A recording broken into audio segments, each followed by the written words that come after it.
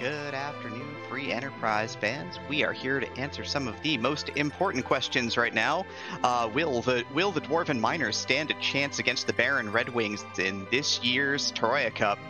Well, we're gonna get the man himself weighing in on all things Final Fantasy IV sports. I am joined today by Rivers McCown. Hi, Rivers. How are you? Hi, Demi. I think that D Knight is vulnerable to the blitzball to the face, so it's good to see him as one of the objectives. That's legitimate. I can definitely see the blitzball to the face play working out for the dwarves, but we shall certainly see how this goes. But more importantly, that race is later. This race right now, Stone Dingley 5-0, Possumorpheus 4-1. Welcome to the start of Week 6 of the Lali-Ho League, everybody. Yeah, and Stone Dingley doesn't have a whole lot of incentive to win. I mean, of course, you go 6-0, that's great and all, but Possum, if he goes to 4-2, then that puts him into a weird spot as far as where he could end up. So Possum definitely wants this match, and this is going to be a great one. Yeah, absolutely. I mean, Stone Dingley probably has something to prove. Again, probably had one of the easier routes through this event so far, all things considered. You know, both of his first two opponents ended up having to drop. Korek was a tough match. Golden Hades and Infinius are both pretty good, but like no big names in that particular list. Possumorpheus, after taking a loss to Dusty Griff, which is, you know, no shame there, certainly. Yeah, Klopfer, Sorbius, Luff, and Golden Shocker, you know, again, a lot of hits there, certainly, in terms of good players, so this will be interesting for sure. Demi, do you have any comments on this forum start? It's always going to be interesting. I know Possum doesn't really love Porum, but hey, she can equip a bow. You know, you find like an early heroine robe, and she can go off and do some damage. So there's some certain situations where she's going to be just fine. If you can't find another white mage, you'll be happy to have her around too. I really want to see some heroine robes in this seed. Just start seeing the child go nuts. Yeah, a lot of runs this event have been sort of determined by grabbing an early heroine robe out of like Watery Pass and then using that to turn a Porum loose on the seed for the first like 30 minutes, which can be really useful. Yeah, you get a power staff going. You know, it's a lot of fun to watch too. It's something that you wouldn't normally see in the course of Final Fantasy IV. So always cool to break the game in a fun way. Yeah, and both these runners are certainly no slouches at breaking open the early game and getting into the sweet like Excalibur, Cecil's, and high-powered Kane runs that we've been seeing in this tournament. So I expect them both to be neck and neck for quite some time in this seed. Yeah, there's definitely been a lot of burr in the Swiss rounds, and you know, of course, that was pretty intentional by the choices that we've made. I feel like, but. It's always interesting to see what happens when one runner has the burr and one runner does not. Yeah, it usually ends really poorly for the one who doesn't, but that's kind of the nature of the game. Having power matters, right? Getting through bosses quickly matters. There's a lot that goes on in terms of being race ready here, and I think we're almost race ready here, aren't we? It's almost time, so we're going to give it just a second. I think we're going to kick these runners off in just a moment.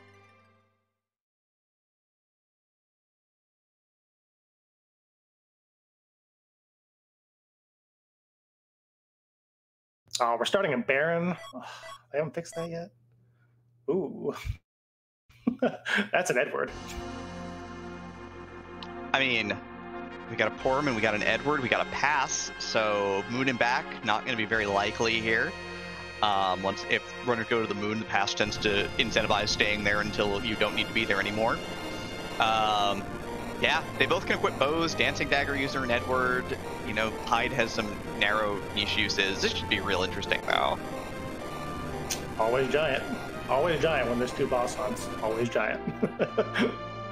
I mean, it's distinctly possible. Like, double bosses does play towards moon plays if they don't show up early. Like, if you don't see them at even, like, Feymarch, then, you know, with two bosses out there, your brain might already be on, oh, goodness, I gotta go to the moon, and I don't blame people for that. Stone Dingley is making a real out-of-the-way play here. Haven't seen a lot of this event. Is stopping in at Eblin. It's going to stave scum a little bit. Possumorpheus is looking for information at Hobbs instead. The cheeky Eblin play, and of course, if we run into the monsters at this point, the trap chest, it is a reset. But hoping to find some good gear. Starting that Porum with a power staff, it looks like, so That is a nice little find for early on. Yeah, Stone Dingley did find a sorcerer shirt in left tower and then had to reset out to a encounter chest there. So did locate one piece of power armor, but that was really about it, and is going to go back and grab the Ice Claw, the Aegis Shield, and the Sorcerer's Robe. And finds a second monster chest for Strupples.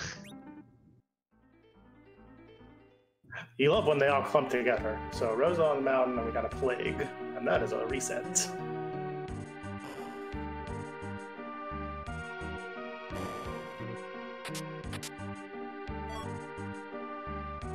I think it's a mark of a good runner when they know when to reset, like almost instantly. Like they know that their party composition will not be able to get through somewhere, and they just like, okay, well, I'll come back to this.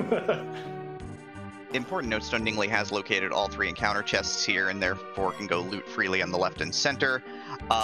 Possumorpheus did get his hands on a dancing dagger here for Edward. We mentioned that before, and that's a useful piece of gear for sure. A dancing dagger for Possum in the Damsian basement.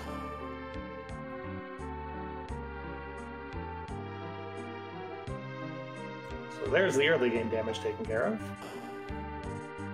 Yep, you can hold up Dancing Dagger as an item in combat to deal upwards of 400 damage, and that, of course, is a lot of damage.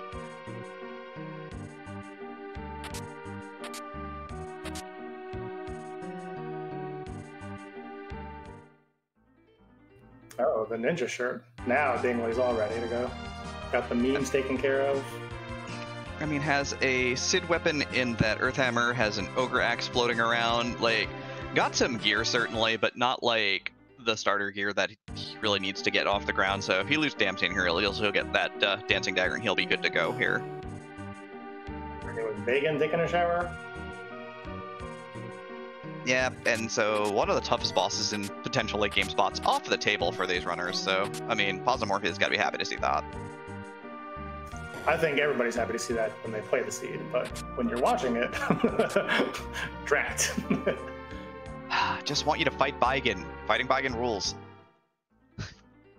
Especially when you don't have a black mage. It's a quick. Alright, Possum going to take a stab at this Plague now. Basically just a race against time here. But with the Dancing Dagger equipped, shouldn't be that bad. Yeah, I didn't see if he had a bow and arrows to back row glitch for him, but you know, 140 damage is still pretty solid with the power staff, so probably did. Yeah, I'm not sure if he reset it or not, but he definitely did it at one point.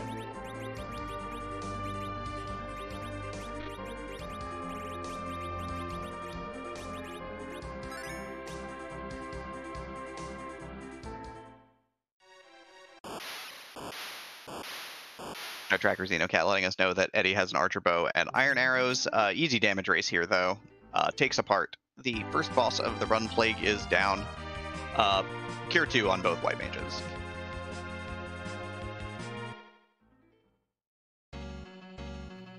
You know, when I've played these flags, I've tended to kind of do a character-first meta. I really like doing Baron in early, so this party is a little bit squishy for that, so I think kind of tends you more towards football, and we'll see what the runners kind of do here.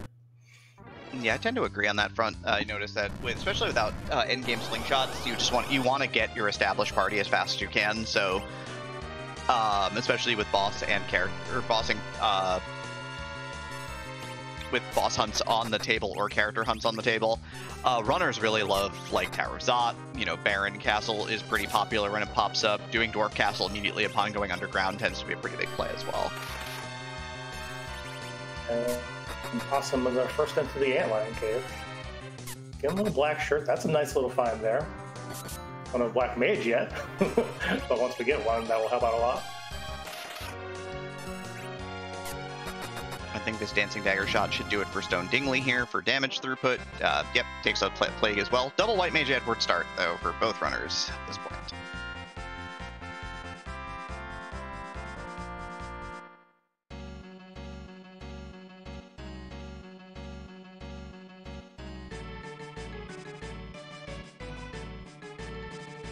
Really nice spot to find Ruby down here in the Lion Cave. Magic, not a big deal at the spot. Yeah, so is he even going to swing away with Forum for damage here?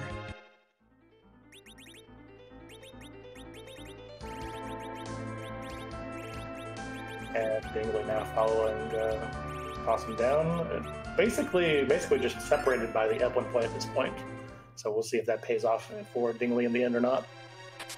I mean, you know, Dingley was looking for with the particular gear that he got was looking for a cane or a Sid and didn't get it. That's a hook. Oh, we love that. Half an objective, but also could mean we have we'll have to take these kids down to the underground the hard way. Now internally praying for a seed with a lot of characters early on so that Edward gets dismissed and then a DKC at King Queen. Oh, that'd be brutal.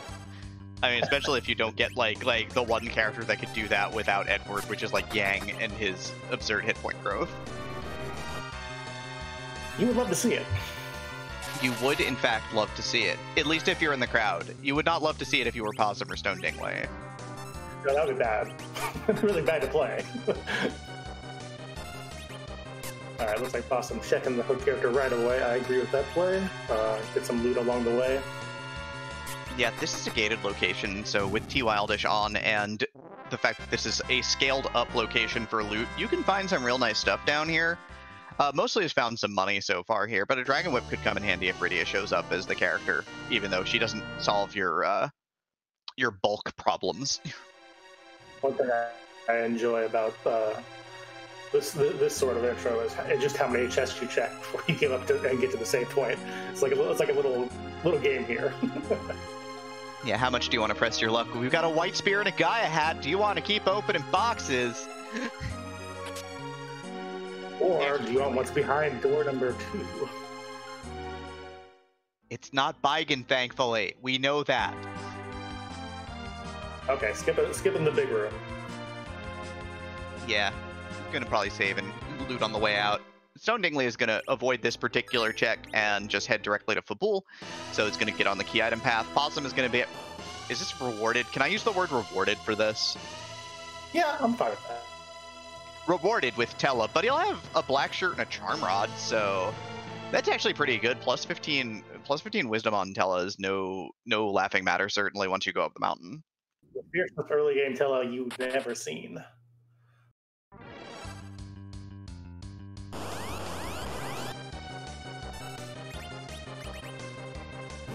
Singular blue robe means that Stone Dingley is going to get a free pass, though, here through Fabul. Water Hag just by itself instead of joined by 15 other friends, so this is a very small party. And of course, being as it's me, I'm always rooting for this play to not pay off at all. But of course, you get the experience, so not the worst thing in the world. Yeah, and of course, you know, not going to fade Fabul and just going to kind of, especially with the hook in hand, like, you just can't leave behind a magma key. That's just too dangerous. Or you could, and it would be fun. I mean, I have seen runners win out of that position before, so it can happen. Ribbon and a black belt key located. Never. No, go ahead. We're like, yo, that's a lot of armor. Actually, he does walk back out, I think, because he needs to see the shop still. He didn't check that on the way in. Yeah, but has a ton of stuff at this point in time. Stone Dingley ended up picking up a life staff, but also Artemis arrows was the reward from Fabul, so whole lot of nothing. Hey, you find a heroine robe all of a sudden. You got a stew going. Yeah, did locate mute arrows, and hourglass is our item here.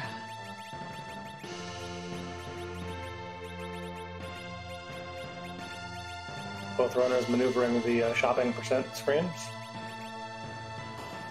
I mean, look, this is a way that you can win. You can win or lose races. You can save a lot of time by being good at shopping.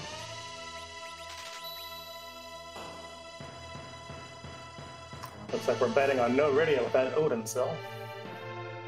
Yeah, Stone Dingley grabbed a single kamikaze from the left shop, an item that lets you take a character and self-detonate them for damage equal to their current hit point total, but it also very politely removes them from combat temporarily.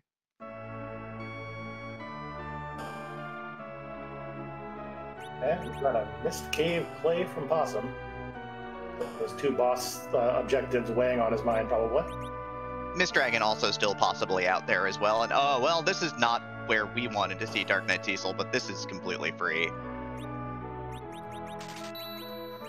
Boo! Boo!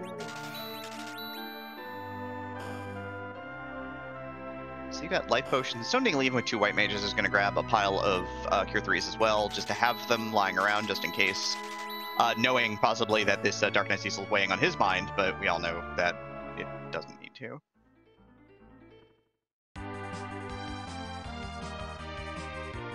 Well, there was a mom at the actual ruby spot, so that shouldn't be free, but yeah. Nope, and Stone Dingley right behind is going to make this check immediately and is going to get the same reward that Possum just got. Really hoping that Possum has his flash effects turned off. Oh, it's so bright!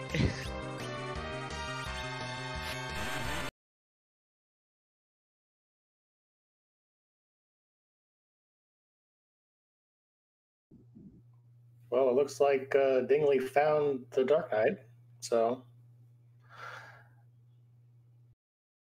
progress. Yeah, Dingley likely to hop down to Baron from here. Possum still also has the check at Fabul not yet complete, so a little bit of divergence and a little bit of a time differential here at this point.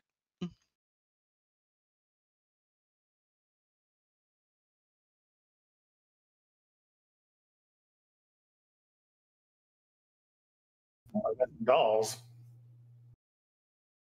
Grimoire pops here for an Ifrit, so burns them down. So that was Baron in 1, and now we've got a little moon boss for you.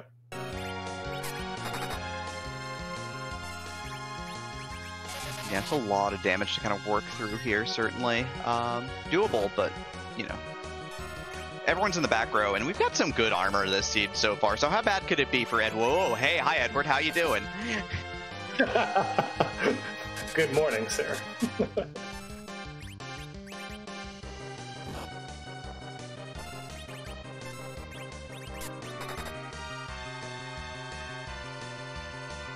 I always feel bad for Pale Dim because I mean it's such a cool dragon. It has such like a cool name in like the remakes, and then here it's like Pale Dim.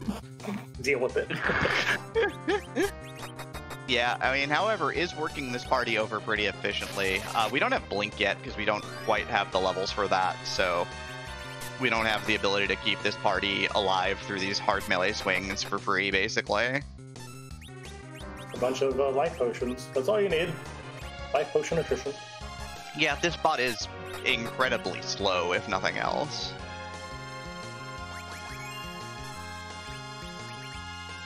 Awesome getting through here. We'll pick up his Artemis arrows as well. I'm surprised the Artemis arrows aren't getting used on this Pale Dim from Dingley.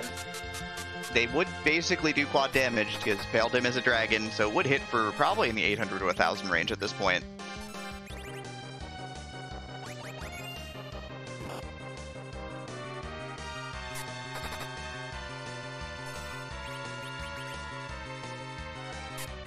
Yeah, this is a life potion of attrition battle right now. The good news is that Stone Dingley did get to buy life potions, so is not too worried about just torching through them left and right here. Yeah, that is good news. And Edward is down. And Porum also not doing so hot right now.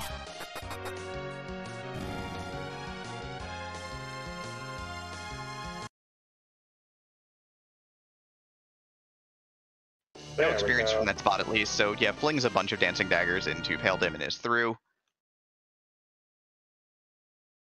And the Burr Knight is hanging out in the end, so we'll pick up a DKC for now, and later we'll probably turn him into something with an Excalibur or a Crystal Sword or whatever. Yeah, I mean, Possum's already there on the mountain. There was an Ogre Axe on the mountain also, negating Stone Dingley's Ogre Axe find from earlier. So now basically Stone Dingley's got nothing from that check other than a Sork Robe over Possum there at this point.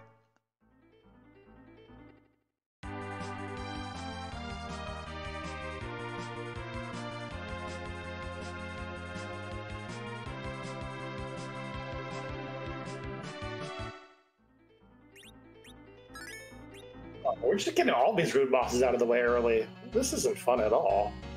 I mean, yeah, what are we supposed to commentate if both our runners are just having fun at this point, right? Like the hardest thing we've run into is I think Possum reset out of Hobbs the first time because it was Rosa, and Stone Dingley reset out of a bunch of encounter chests because you can't do encounter chests at level 1. Well, level 5 and 10 with this party, but still.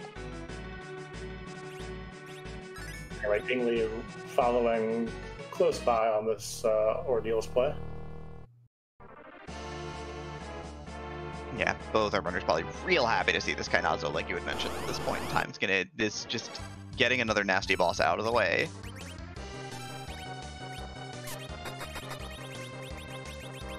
Kainazo fires off waves that take a little bit of time to charge up, but do damage proportional to your fine Kainazo's maximum or current hit points. So in high health spots, Kainazo can be super dangerous because it doesn't matter, you know, he can wave you for 1500 plus and just destroy you.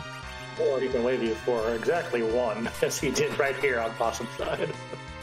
I guess Possum made him wave goodbye, huh? Well, you're not Baka Shinobi, but that's fine. I mean, who is though? And we got some Dark Imps here on the back. Some good hourglass shots might have paid off here. Yeah, Possum may crack the hourglass here, keeping in mind that, you know, we are still in a phase of the tournament where we can sell items for money, as it is still the Swiss flags this week for both of these runners, even though both of them do have their bracket spot already pinned down. Again, for anybody who's just gotten here, Possum needs this race for 5-1 and the easier route through the round of 32 potentially. Stone Dingley doesn't need anything from this other than the fact that, you know, he'll have if he wins this race, he'll have a 50% chance of being penciled into the #1 line on the brackets. So, you know, pride matters a lot. Crunching on that Porum. Chose not to use the hourglasses, by the way. I guess it's assuming that the spot just doesn't hit hard enough, so just letting it rock, which is fine, saving resources for later.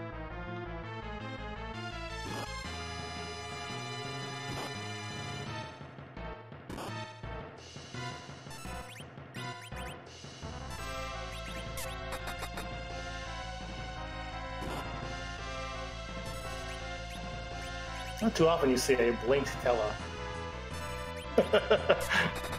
Yeah, sometimes it's what you need, though. I mean, you blink. Sometimes you've got to blink yourself before you can blink everybody else, right? That's true.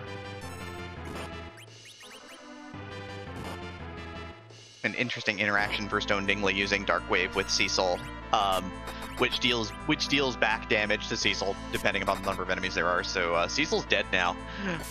Has decided to fall on his own sword fairly literally here.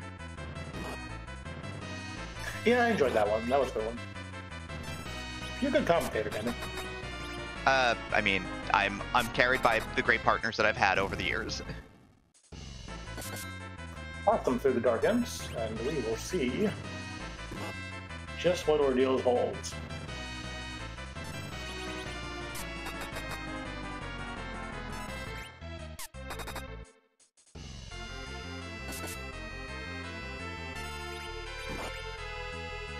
I guess that qualifies as a holy sword for a holy man, but it's, you know, I guess it's the holy sword you want, but not the holy sword that this team deserves. Someone failed proper randomization courses. I guess these things kind of happen. Edward's taking the rest of the day off right now for Stone Dingley, or at least going to have to hop back out of hide, because this is a regular enemy fight. So Edward's auto hide will kick in on non-boss bit bosses.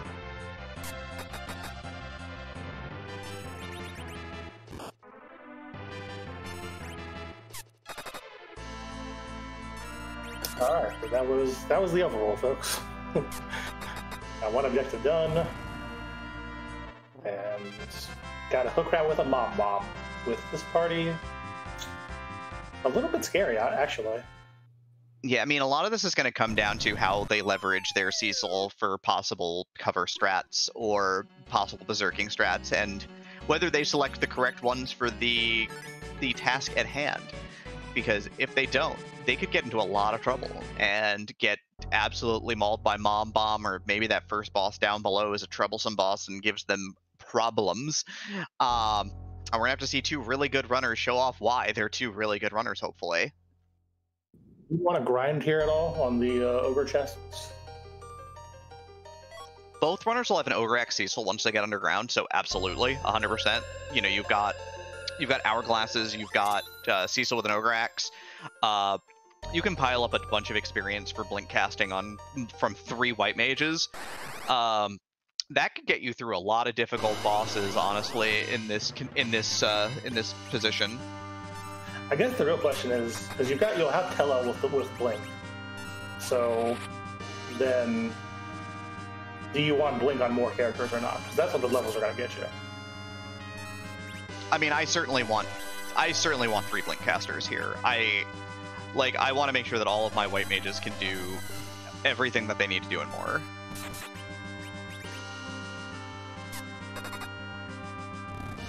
Yeah, I mean, nothing if not a strong advocate for the white mage. I mean, this, no matter how hard the boss is down below, it is likely that this party will be just fine doing it. The problem, of course, is, can this party do it fast? The answer to that, of course, is no. Your main DPS right now is going to be Ogre Axe Cecil and Dancing Dagger Edward. But so you've got to be safe, because you're going to have 2 protracted fights. So the longer that you can keep the 2 of them alive, and the more levels especially you can get on Cecil, the more likely you'll be the first one through to the underground. You say this like there's not going to be an Excalibur in one of these trap chests. I'm trying to be hopeful that this is going to suck at least a little bit at this point. We'll see. Yeah, Possum made up a lot of time there with the Artemis arrows on Pildim, as you can see.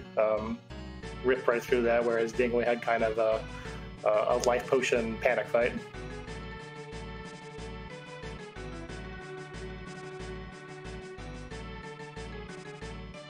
Yeah, saved a little bit of time there, and so, you know, both runners are going to get to the hook route at fairly similar times. Stone Dingley will have to go pick up the hovercraft and bring it over. Possum's is already there. And Possum still has the advantage of having looted out the route already and done some shopping in the underground, and will determine whether he or not he wants more hourglasses.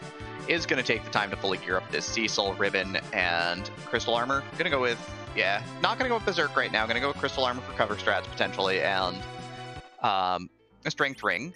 The interesting thing about Crystal Armor is that, while it is ridiculous in terms of defenses, it also makes you immune to Berserk, and no one actually wants that. Yeah, it's a developer unintended problem caused by that Crystal Armor. The thing about it is, like, when you're running the game, you almost don't want to equip it just because you might forget it, and suddenly you're zero missing. I can't Berserk Cecil. Yeah, it's gotten the moniker of people love to call it the cash armor, because it's worth a ton of money.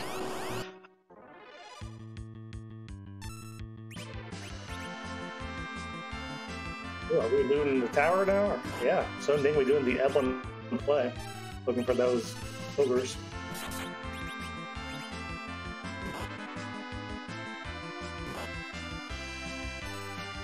Yep, gonna Zerk up Cecil here, and Possumorpheus is gonna loot in Evelyn as well here.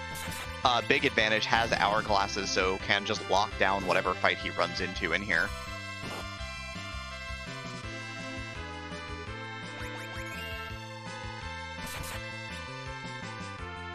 Yeah, I guess the only other thing I would find that would be like really good here, besides the big Cecil sword, would be like some sort of bow some sort of heroin robe for Rosa, because you get the arty arrows that'll help you carve up the Mom Bomb a little bit faster. Yeah, Possum was also rocking samurai arrows as well, but there's another pack of Artemis arrows just in case. Never have enough, right?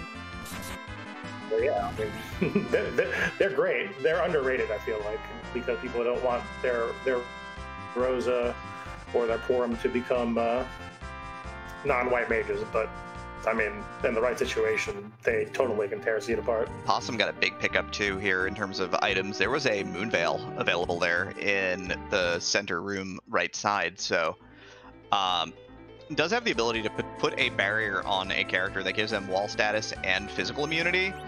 So Mom Bomb could be not a problem at this point in time other than surviving the explosion. Hey, boss. Inventory boss, time is being wasted. This is all lost time. Throw away the iron arrows. Nobody wants them. Throw them away.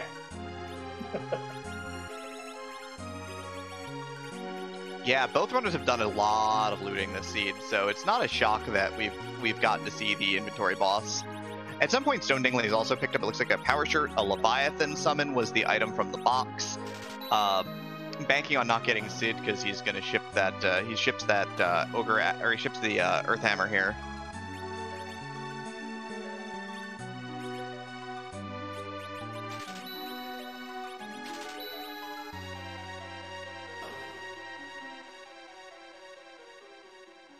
Yeah, there's the Samurai arrows and mute arrows for Stone Dingley, and Stone Dingley is going to start diving.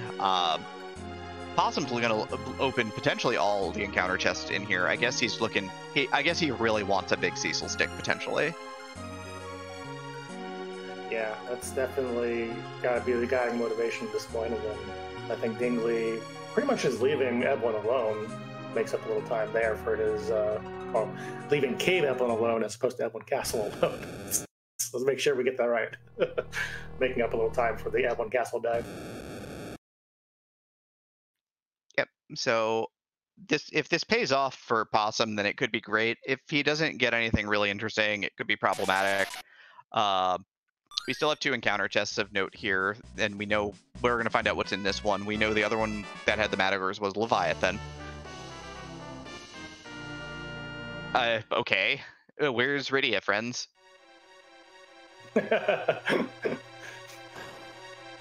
Want to buy one Rydia. I love when people have to say that. It is a rare treat for sure. Possum is going to crack one more hourglass here. Is certainly looking for something at this point. Like, looking for an advantage in terms of Cecil going completely ham at the end here, potentially.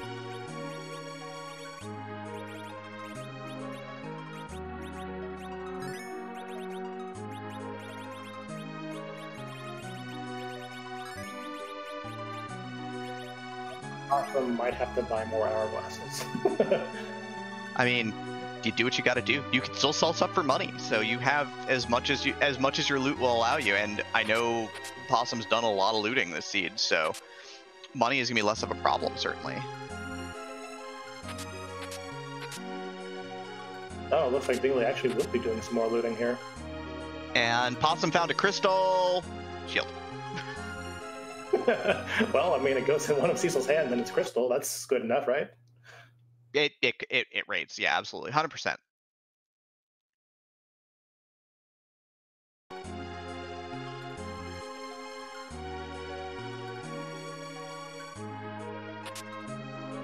At this point, I think the runners would even settle for a defense sword or something like that. Like, just anything that gives Cecil a little bit more power. Give him a light sword. I mean, lightsabers are pretty good. They've got 99% accuracy, so they're at least super consistent.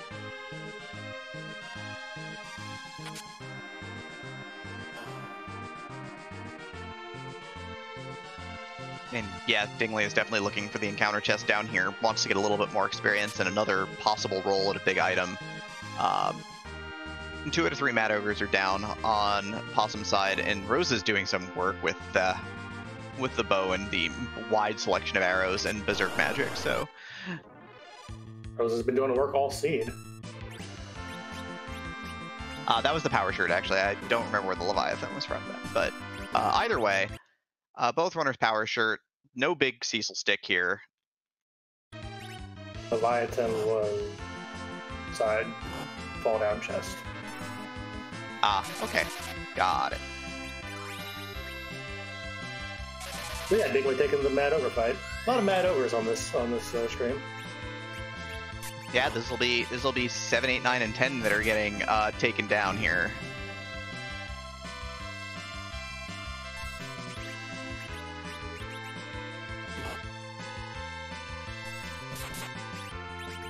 Dingley also taking the time to make sure that Tella is not gaining any experience here.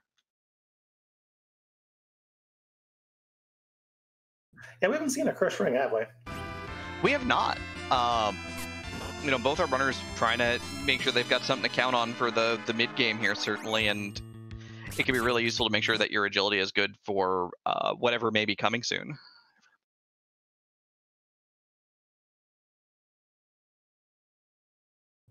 So I'm not checking any more chests here.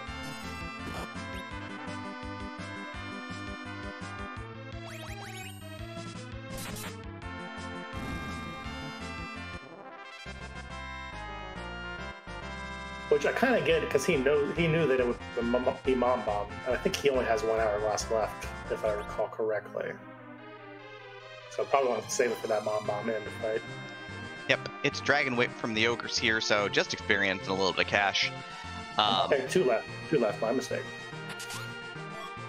Yeah, didn't use one, I think, on the Ogres, so... but yeah, but still, 1 or 2.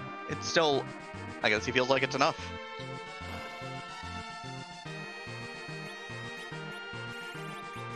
So for all that hoo-ha for the first 33 minutes, runners is getting in this save room at pretty much the same time.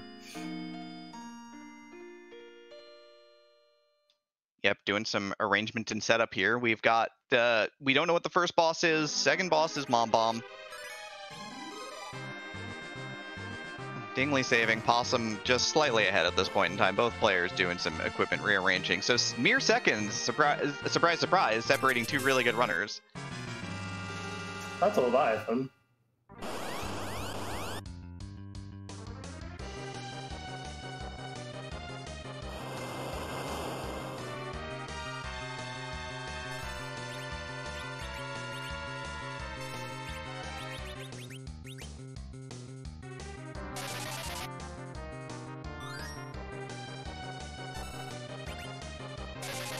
So Rosa's Self-Berserk was the play on Possum's side, and Stone Dingley is going to go with Berserking Cecil right now. The nice thing about Leviathan in this spot is you can see these Ice 2s are hitting for a meager 125 damage-ish to around 200. Ain't no big thing. Both our runners should get through this without too much concern. Yeah, if only we could swap that Leviathan and that DKC.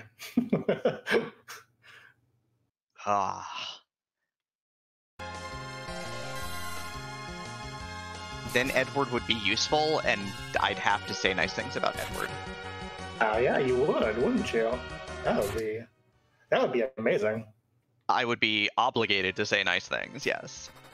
But it ends up being that Possumorpheus is, while getting into the fight first, Rose is a little bit slower to the damage output. The Ogre Axe Power Shirt, Strength Ring Cecil, carrying the day here.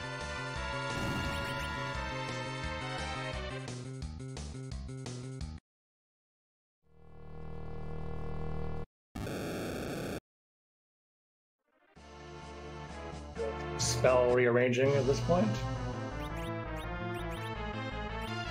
Yeah, it's been looking like he's setting up Rosa here as well to do DPS now. Crystal Ring, good arrows, bow. So it's likely that this is going to be a 2-character show here for DPS. And then you have the double blinkers from Tella and Rosa, because Porum is dead. Cuts. Good morning, Porum. Good night, Porum. I do like Possum's setup a little bit better here because of the back row Cecil. But, I mean, in a pure damage race, I do kind of feel like Dingley might be bringing more to the table here. Yeah, I mean, this Mom Bomb is pulling no punches at this point in time. Like, meleeing on characters in the front row for 500 plus damage is that's just kind of brutal. If your blinks aren't up and up consistently, you can get into a lot of trouble really quickly. I suspect if Edward dies, Edward might get left for dead here for the balance of the run for both players, just for safety's sake.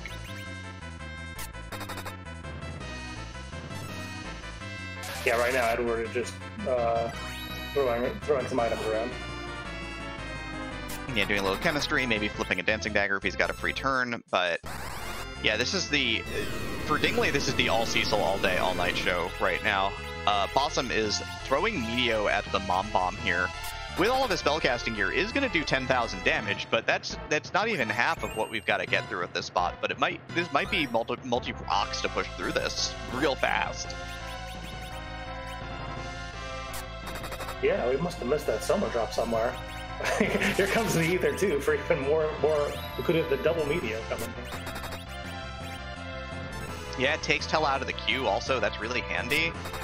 This is a real interesting strategy that is a little unexpected. Now hurry up, just needs Tella. Yeah, just needs Tell to get on his horse here and finish off this mom bomb real quick.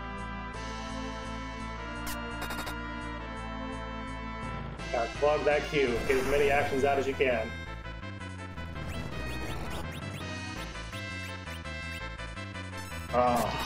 So close yet so far away. But the hourglass is going to get punched up immediately, which means that this will be fine.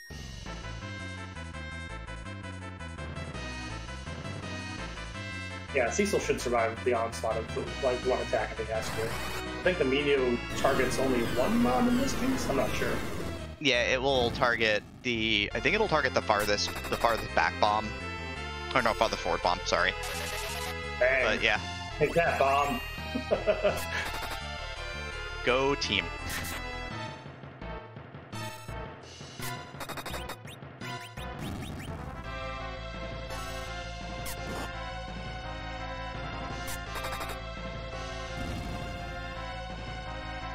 So yeah, this is pretty much over, and we can see Tella getting a dagger for his efforts. Here's your reward, Tella. Thanks for being slow, you big jerk. You hacked it up, I can't believe it, and now you're dead.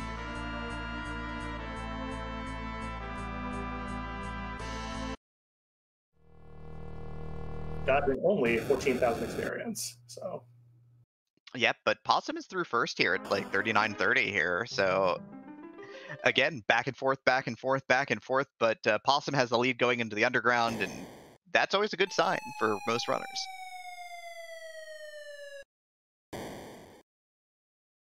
A pitfall? I just wanted to get the crystal so I could finish this seed. Looks like we've got some guards of some sort up there. Could be a little objective, maybe? Who knows? It won't be an objective, though. I mean, you never know.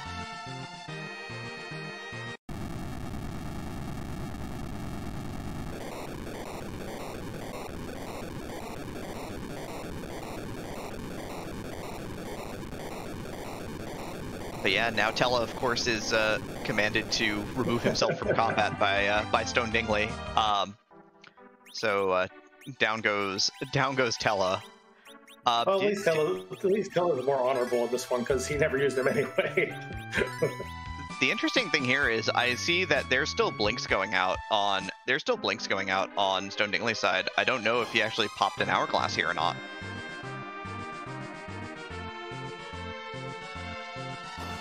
Possum going right to Keyless Tower, which I believe is always the empirically correct play, right, Demi? Correct. Chase that objective. It's 50% possible that it's exactly what you need. Or I guess as the kids would say these days, 50% of the time it works every time.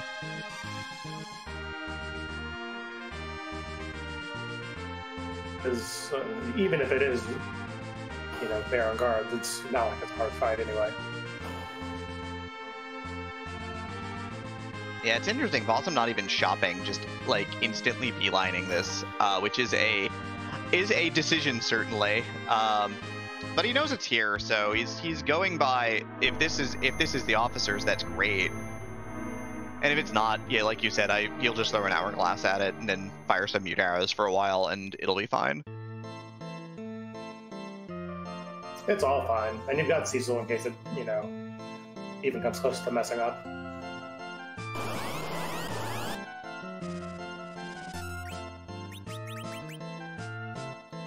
But yeah, taking his 2-minute lead and running up to the top to find objective number 5 is here.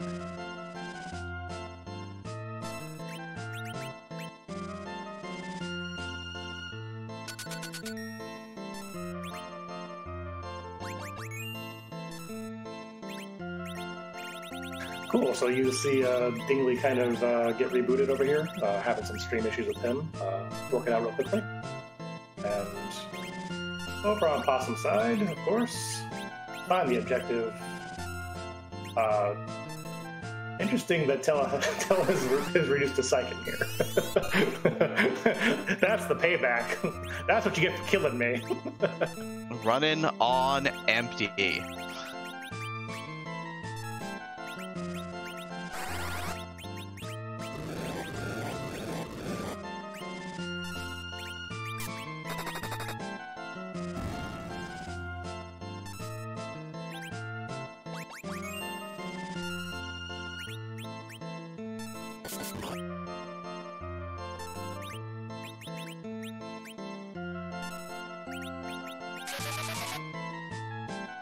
Yeah, Dingley's stream is a little bit stuttery, but it's coming back, which is good. And he's doing the standard play, which is heading into Fey March.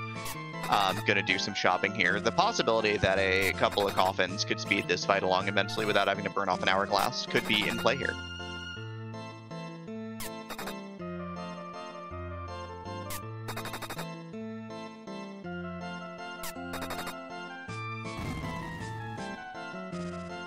I guess these Rosa shoot like 1,000,000 arrows at a soldier.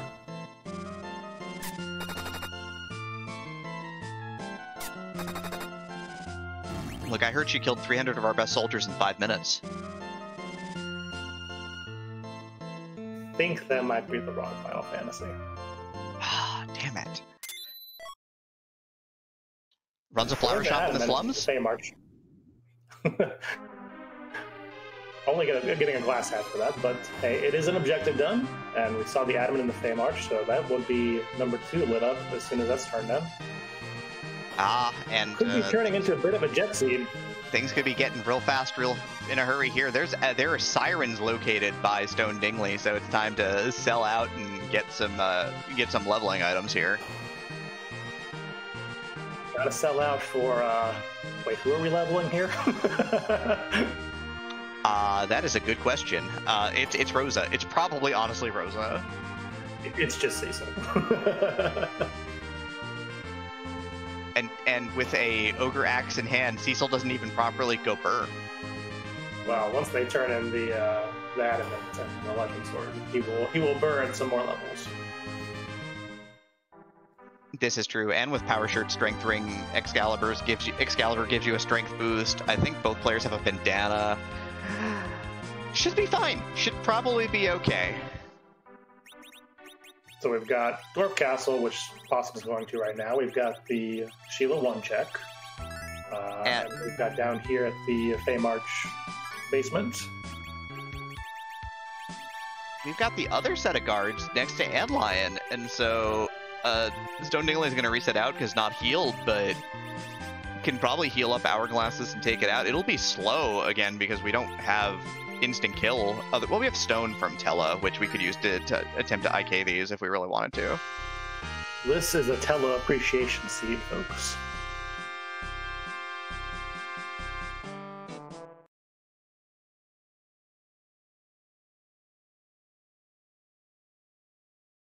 The interesting thing is that if Stone Dingley finds a harp or a pinktail down here, then we in the booth are in no mode.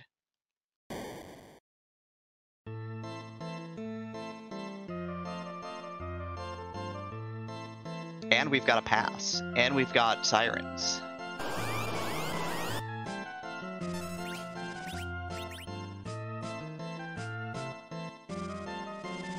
And we find Mylon Zed.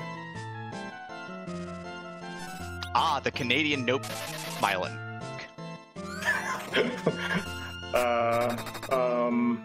Zoe Vermylon.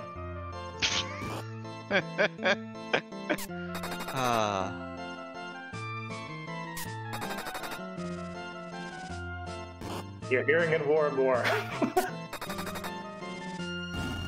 But yeah, this shouldn't be a hard fight with Rosa having the arrows. Quickly out of that. Yeah, and you've got on Stone Dingley's side, you've got Rosa with the mute arrows going pretty ham on these two guards as well, so shouldn't take all that long for either of our runners to get through the objectives that they're staring down right now.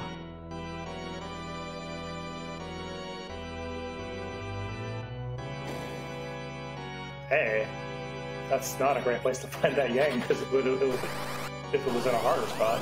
Well, you do like to see that, though. In a Jet Seed? Yeah, Mop Alert. You know, you want to level a little bit less. I mean, Fusoya gives you that flexibility, gives you all them spells. We've done a ton of bosses because we had Hook Route. Yeah, it's a good find. Big boo life here. Edward immediately ejected from the party. Didn't even think about it. Just threw Edward out. Kicked him to the curb. Would you say it, but you love to see it? Oh, you love to see it.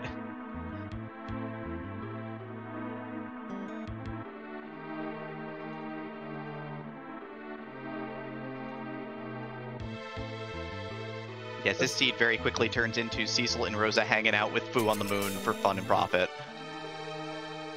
This guard fight actually shaping up to take a fairly long time for Dingley. One more Rosa arrow for 2250 though, and we're through. Fair bit of experience here. Doesn't know, of course, that the business end of the business is at the top of the tower, and there's a pan at Dwarf Castle. That is a 3 check. I think you gotta do it right now. Stone Dingley's got go mode though. That is go mode without harp. Harpless go is located. Stone Dingley does need to climb the tower. If he, with his stuttering internet, I don't know if he checked the boss at the top, but if he did, he knows that he just needs to rush Keela's tower and he's done. That siren purchase, going right back to the scene of the crime, kind of tells you that I think he might know. I think he's got an inkling here, as everything must go. It's full fire sale time. Give me 10 more sirens. Give me 15 more sirens. I'm not gonna be frugal here. Let's get this going. I sense Stone Dingley is gonna go forge up an Excalibur and then rush the tower. Possumorpheus is likely to check that pan because, I mean, it's a triple check. You can't pass it up here.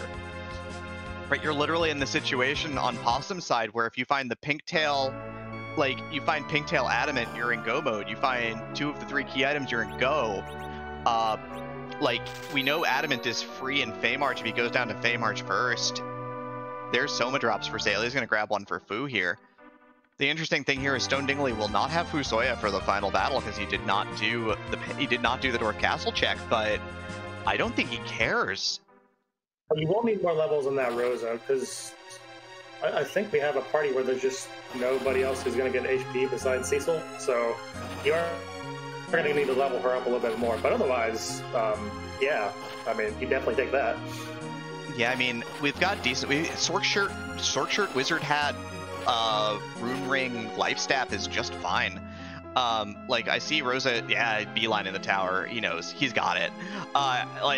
This is a situation where you take Rosa like 2300 and you can't lose this fight, basically, right? Like, it's going to be a little on the slow side, but depending on how many levels you take, Cecil's going to do, you know, as a solo Berserker, 5000 to swing, potentially. And we run into the Adamant here for Possum. The question is this next fight going to happen or not? Or are we going straight to the pan? Yeah, because if he takes the fight, he'll also get go mode, and will end up probably having a slight edge in the final fight over Stone Dingley here. Dingley has climbing the tower, though, hauling butt to the top. So he knows what's up. It is a matter of what is the play for Possum. Does he look at the bosses and take them? Does he decide that the pan is the right play here? It's going to come down to this at this point.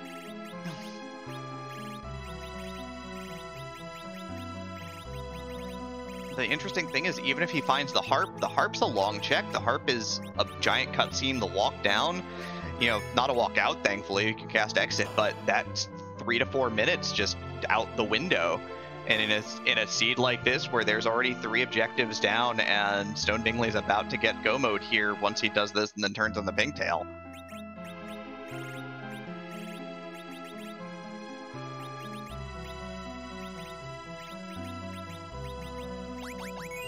Possum heading back into the room. He sees that the boss is free, and he's going to battle speed 6, going to raise his party up, going to heal them really quickly with Rosa, because he knows that Fu, with 1900 hit points, has all the spells, can instant kill both of them. So can just stop and then stone the two of them and just be done with this fight.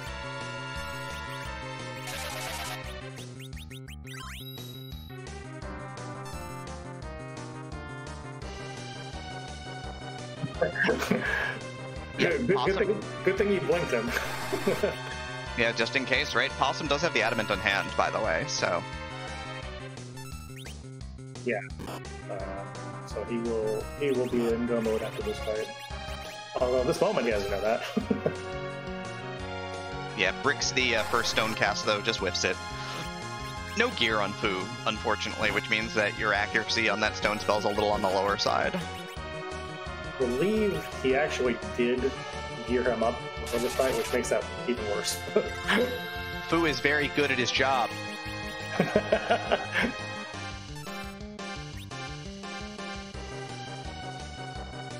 Alright, Cecil going Burr for Stone Dingley here. Getting through the three front soldiers here. Now only the officer stands, and that wasn't going to take too terribly long, right?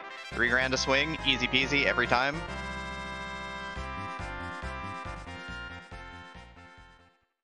And third time's the charm for Possumorpheus. So Possum, Pinktail, Stone Dingley, gonna get the officer done.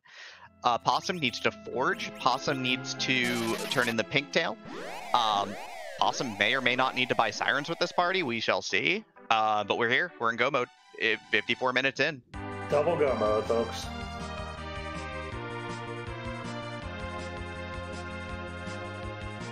All right, chat's letting us know Possum's got 10 sirens in hand as well. So Possum gonna line up to a little bit of grinding. Both runners well under 10 key items this seed. We're at 4 and 5.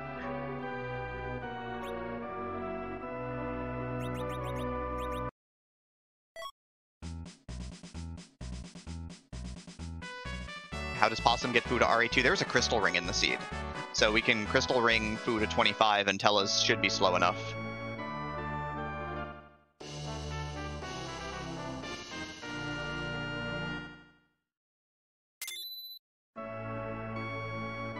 Remember when we were grinding to get past Mom Bomb like 20 minutes ago? Yeah, like we were worried that Mom Bomb was going to be an annoying fight and it was going to be tough, and both our runners torched it, and Possum took about a 2.5 minute lead into the underground. Possum is selling out the inventory probably for apples here, I would say. Gold apples were for sale here, and I wouldn't be shocked if his plan is to get his hands on some of those. He wants that 500. He wants that 500 health. For him, I think that's as good as grinding at this point. But definitely, I would assume that would go on Fu, right? I mean, that would make him pretty stealthy. Yeah, and then you just grind Rosa up to Cure 4, maybe. Like you short grind this, and then Fu's got 2,400 hit points. Do you grind? You might not grind. That'd be real interesting. Anyway, Dingley doesn't know that there's a Fu in the seed, so of course, he's going to grind right away. Yeah, 34 grand a shot here. He's got to decide how deep he wants to take this party. It's likely that this is literally going to be the Cecil Rosa kill. The classic, the...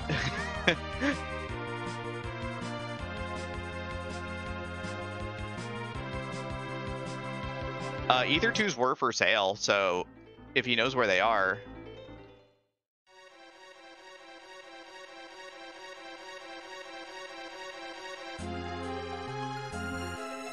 Nothing.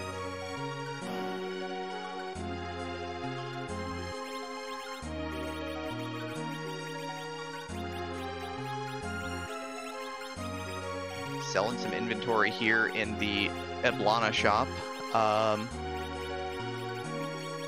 Keeping the Excalibur. That makes sense. Keeping the Life Staff. But nope, selling the Life Staff. Goodbye, Life Staff. Just everything must go. Is going to grab an extra elixir here, so I should have 2 elixirs for the end.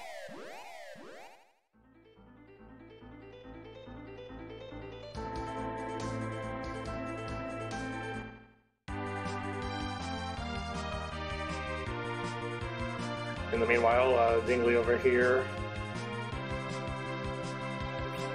More grinding. At 36, probably want to go... He's got to go at least 40 for Cure 4, but he could go as deep as like 44 to 46 here. Yeah, this is going to be... These are pretty fast fights. I'm curious if he's going to go all the way to like white, or if this is going to be like a level 44, level 46, level 47 and go. It's going to be real interesting, as Possum's going to get the crystal here just shy of 58 minutes, turning in the pink tail and getting his hands on the stick. The biggest stick. The holiest of swords. He could use that to speed up 100 strats immensely.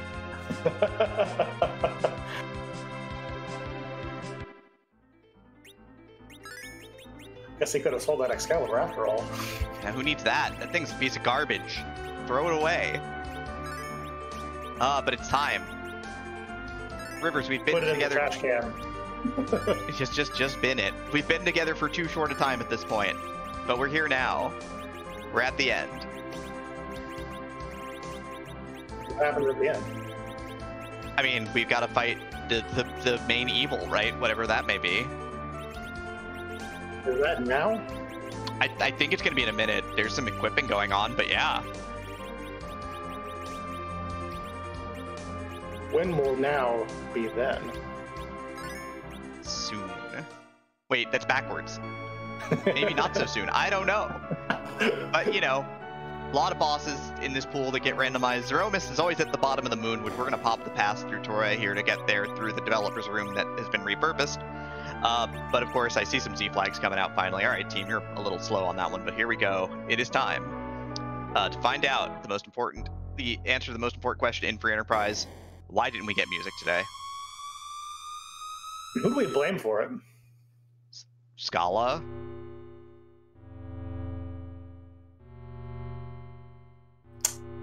Well, there you go. Blame Scala. So Scala, whose butt are we kicking? That's the important bit, right? I thought the important bit was if butt would be cute. I can neither confirm nor deny.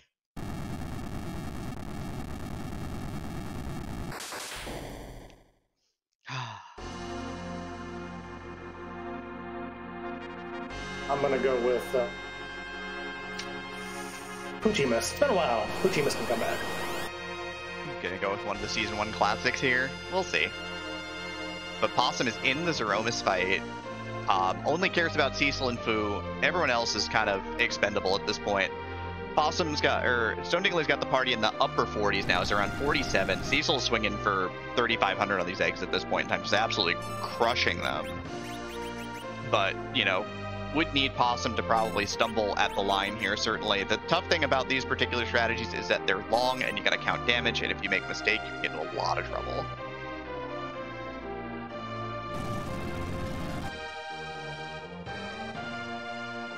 Having Crystal Sword does make them a little bit shorter, though. It does make them a lot more consistent as well, but you do have to be careful about, you know, making sure that you stop swinging earlier. See the first Gear 4 on Dingley's side here. Gonna keep going. Maybe he's looking for just a full double reflector and Cecil kill here.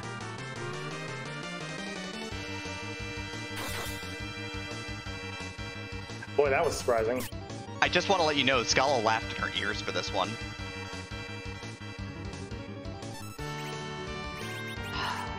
I guess everyone knows who this is, right? I don't need to explain who this is. Isn't that from some obscure, like, World of Final Fantasy or something? No, it's Kingdom Hearts. Kingdom Hearts. Oh, sorry, yeah. Kingdom Hearts, right.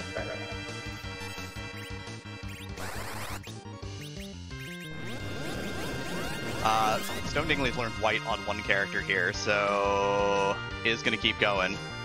We've got Nuke coming out from Fu here. 6,000 damage on the nose. That was the nerf. Porum is going to get microwaved real quick. I think Possum was probably fine with that. That's kind of the point, I think. If I know anything about him. If I know anything about him. Yep, Silkweb comes out here, and this time Rose is going to go in the microwave. She's going to be history in a moment. Goodbye. Good luck. There will be only 2. Yep, gonna throw a wall up on... Nope, gonna direct cast Ice 3 here. We're at, what, 9,000 damage so far? Just keep nuking. Gotta nuke something.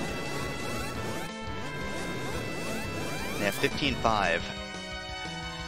There's a counter nuke, so gonna add on another like 1,500-ish damage here, so it should be around 17 grand at this point. Nope, 17.5. Good roll there. And Dingley finally looks like he's going.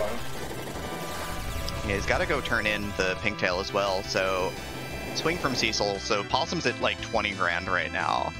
The big thing is that, you know, is that this fight is slow, but it's doable. Like, Fu can do this alone, potentially. 2,400 makes this a lot safer than it would otherwise. Yeah, and with not 1 but 2 elixirs on hand here, so just to make sure that he can get the necessary nukes off here. Because this strategy, you don't reflect the nukes, you just direct cast them because you want the help until you reach the point where you're at 16,000 health left, and then you need to start reflecting nukes because you don't want Sephiroth's health to refill, because that would be very bad. Trying to take advantage of the counter scripting in the game that does not go off when reflects happen. Yeah, anytime Sephiroth rebirths is bad, I feel like.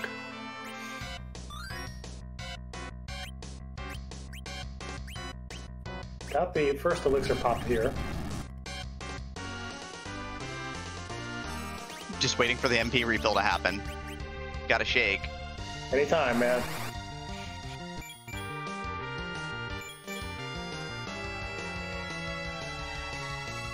Even using the crystal on Cecil here now that we're at 16 grand to go to push a little bit more damage before the end. Stone Dingley doing some gearing here. Getting ready to go.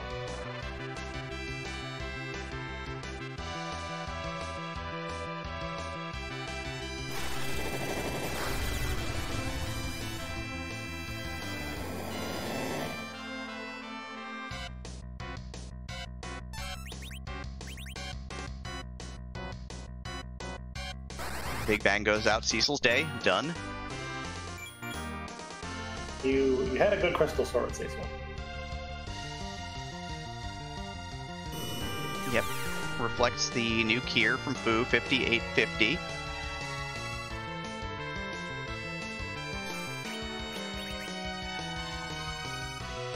Black hole goes out. Need to re-reflect. I need like 1 more here. I'm counting right. Maybe like 1 more. Yeah, I think it's 1 more here, but it's gonna have to be reflected just to be safe. Just because if you low roll it and your math is wrong, that's bad. But it should bad, be yes. that would be bad. Would require that you go through another 60,000 hit points of damage, which we don't have the output for. Well, you know, I pride myself and think of myself as a man of faith, as there's a drive into deep left field by Possumorpheus, and that'll be a home run. And so that'll make it make him 4-1. Yeah, now it's 5-1. True, 5.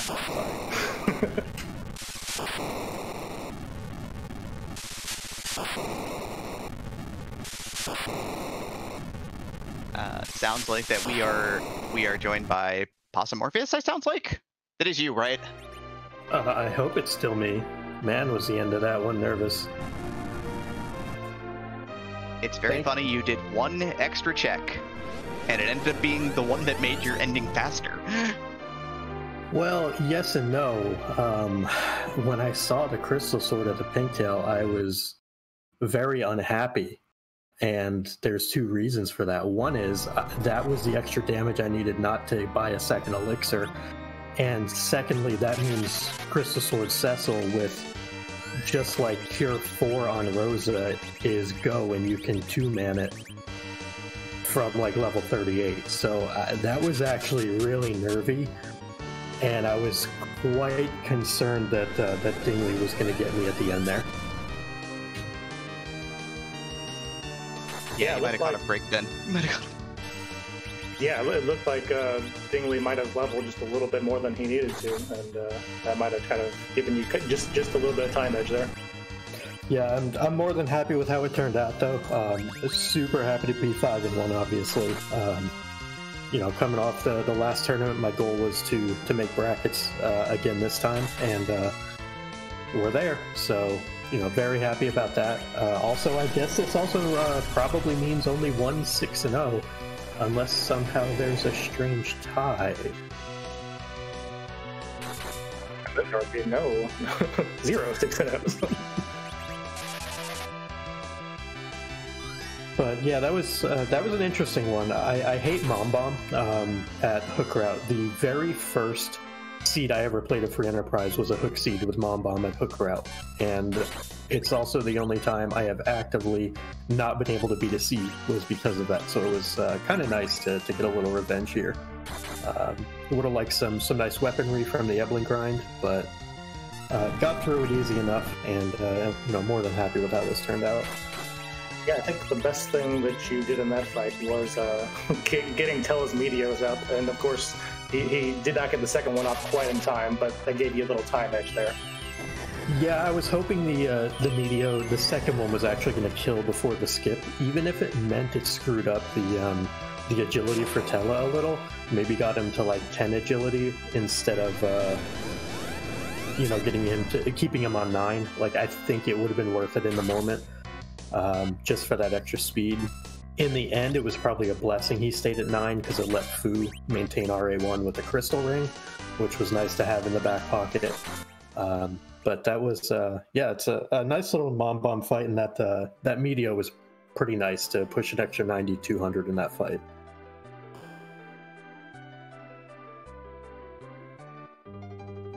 Are you feeling some relief at this point now that, you know, 5-1, you're probably going to get a game up in that first round?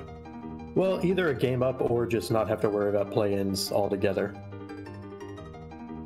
So either way, super happy with the 5-1.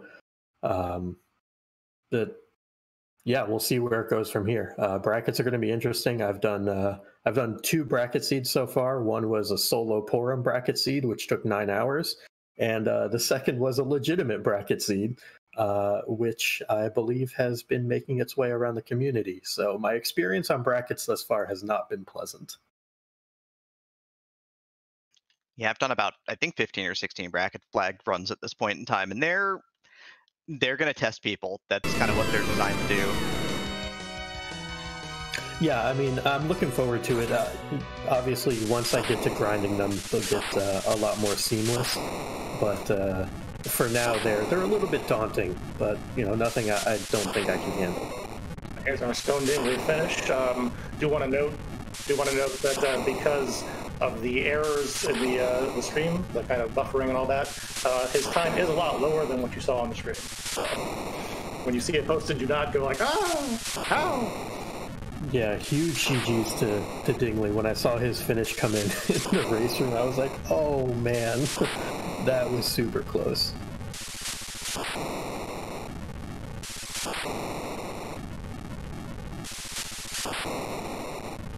As it so often can be.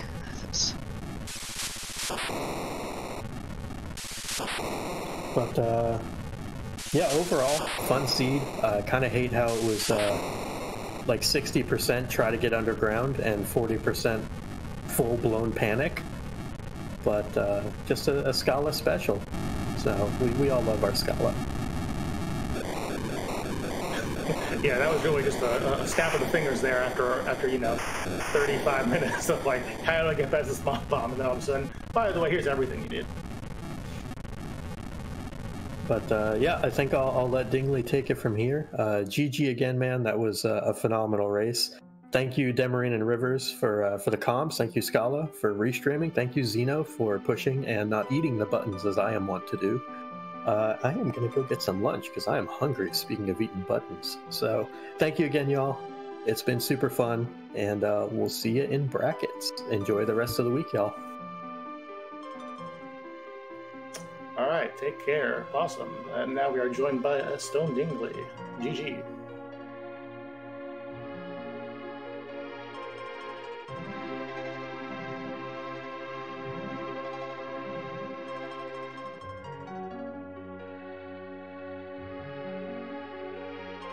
little technical difficulty here, folks. Can you hear me now? Yes, we can. First of all, thanks. GG to Possumorpheus. That was a really fun seed that just kind of exploded there at the end. Yeah, that was kind of the gist of it, 33 minutes of how do I get underground, and then all of a sudden there's everything you need. It was pretty nerve-wracking when I saw that Pinktail and new Go Mode was there at the top of tower. Yeah, we weren't actually sure if you had seen it or not on the stream because of the kind of the buffering issues and whatnot. But then, when you immediately went to the shop and sold everything, that was a pretty big clue that you knew. And if only I had sold a little more. I was one siren short of getting white on Porum. My plan was to go into the Z-fight and I had a Unihorn. I was going to Zerk up Cecil, who I didn't know was going to have a Crystal Sword, and then just finish him off with Reflect. But then I didn't get white on Porum, and then I got the Crystal Sword, and I'm like, oh, if only, since I was less than a minute off of Possum, if I'd just taken those few lesser siren fights and just kicking myself. Yeah, that is heartbreaking, and in a race that close. I mean, it can come down to just little things like that. Yeah, what can you do? It's just when you're going up against someone who's really good, you absolutely can't spare a minute to that kind of thing.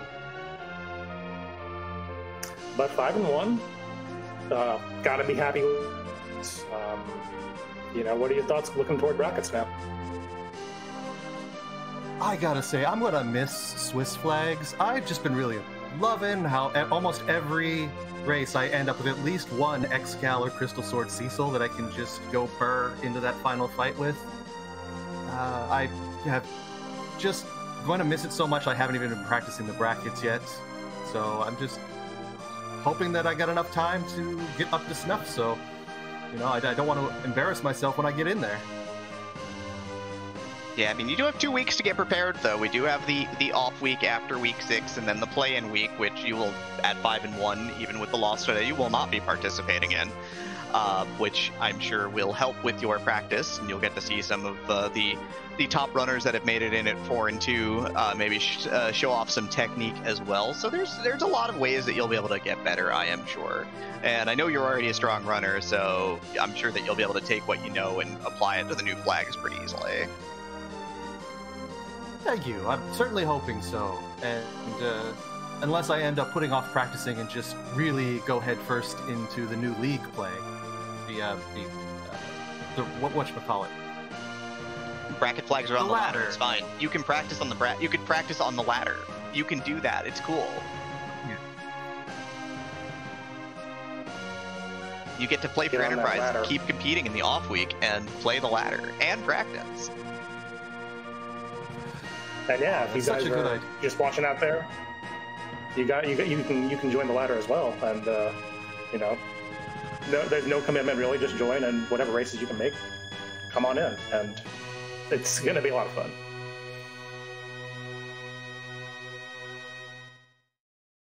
Anyway, sorry, I cut you off, Stone. What were you saying? Oh no, I was just saying that I'm really looking forward to getting into that ladder play, practicing in the brackets. I also want to thank you guys. I want to thank Rivers, Demarine, Scala, the whole Restream team, everybody for putting this on. And I promise that I'm going to try to fix my stream so we can get more exciting races next time. Get that ending next to each other so it's better for the viewers.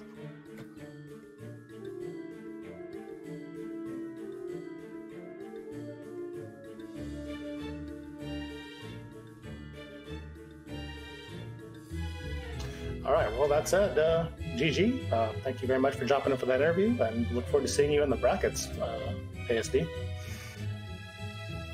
Thank you very much. And with that, Demi, closing out this stream, we do have a lot of races tonight, what'd you say? Yeah, we have 4 more races today. People wanting to get their last races in here. We've got races at 7 p.m., 8 p.m., 9 p.m., and 10 p.m. Eastern Time. leading off with Kurek versus Moonblaze Wolf in a 4-in-1 showdown where they will be playing for their possible spot in the round of 32. 8 p.m. Scythe Marshall and Jeebus. I believe that's a 3-in-2 elimination match if my memory serves me correctly. I'm not quite looking at the records right now. I'm actually pulling that up while I talk. That's what we do. We have at 9 p.m. tonight is Y2 Sky versus Gaming with a Wraith. That is also a 3-in-2 elimination match, so 2 runners will enter and 1 will probably make brackets. And then finally, Gambit and Sorbius, another 3-in-2 matchup here. So tonight's cut night here for 3 runners potentially. 3 runners going to make brackets, 3 not so lucky potentially. So we'll see how that ends up playing out tonight. The pressure will definitely be on. That's what I enjoy a lot about this format that we settled on here. Week 6 of Swiss sometimes can get a little bit boring, but not here.